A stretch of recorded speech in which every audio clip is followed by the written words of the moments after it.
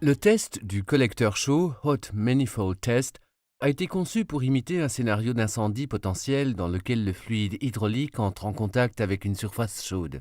Le système du test du collecteur chaud consiste en un tuyau en acier de 3 pouces de diamètre qui est chauffé à l'intérieur par un élément chauffant résistif commandé par thermocouple.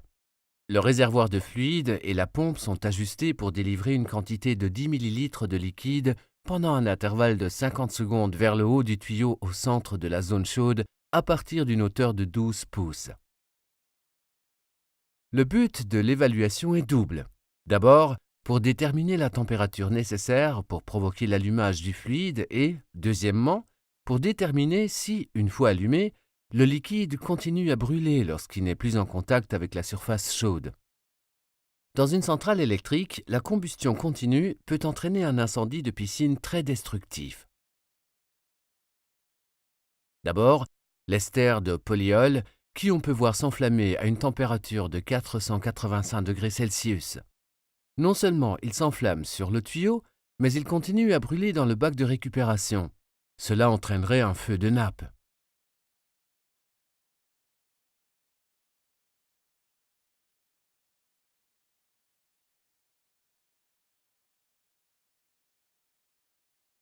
Ensuite, le polyalkylène glycol peut s'enflammer à 460 degrés Celsius.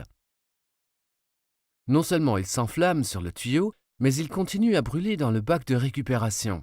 Cela entraînerait également un feu de nappe.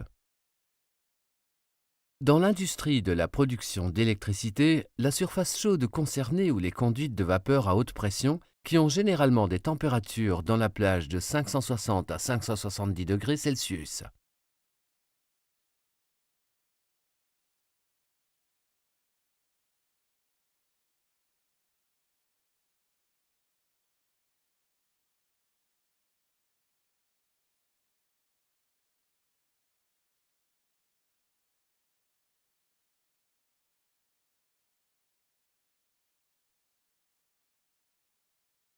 Dans le cas de l'ester de phosphate, même avec une température du collecteur supérieure à 700 degrés Celsius, il n'y a toujours pas d'inflammation.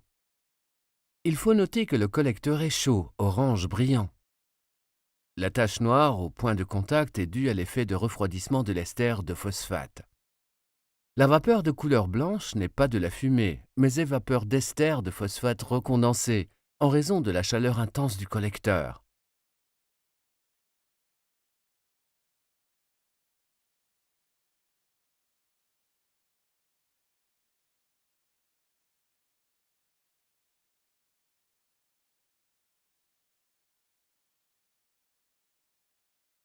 En résumé, on peut voir que les fluides hydrauliques tels que les esters de polyol et les polyalkylènes glycols vont tous s'enflammer lorsqu'ils sont en contact avec un collecteur chaud à des températures inférieures à 500 degrés Celsius.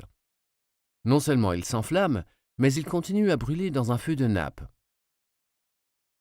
Les esters de phosphate de Firkel ne s'enflamment pas même à des températures supérieures à 700 degrés Celsius.